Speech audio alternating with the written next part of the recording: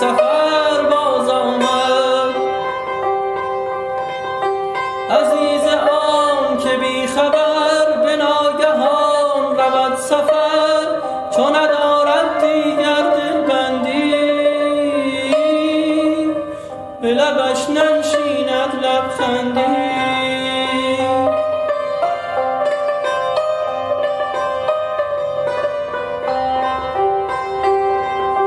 چو غنچه سپید دم شکفته شد لبم ز هم، که شنیدم یارم باز آمد.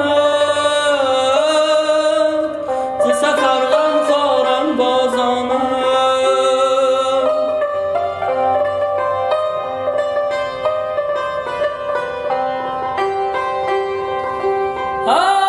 همچنان که عاقبت پس از همه شب دمت سحر ناگهان نگار من چنان مهن آمد از سفر.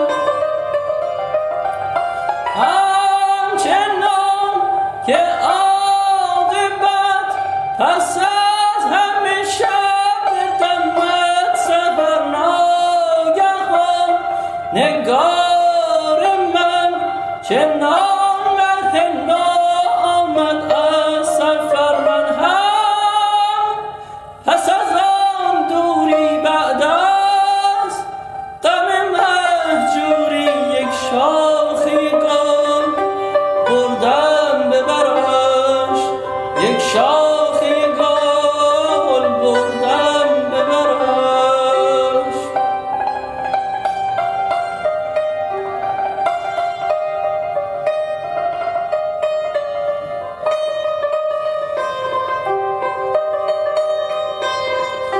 دیدم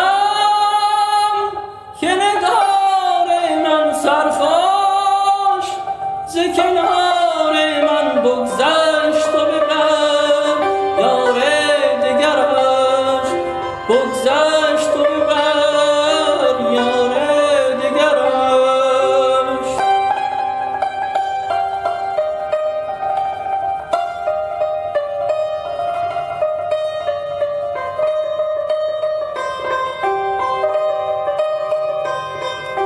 وای از آن گلی که دست من بود، خموش و یک جهان سخن بود، خموش و یک جهان سخن بود.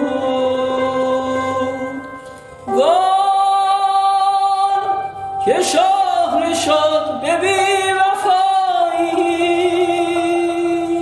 ز دیدن چنین جدایی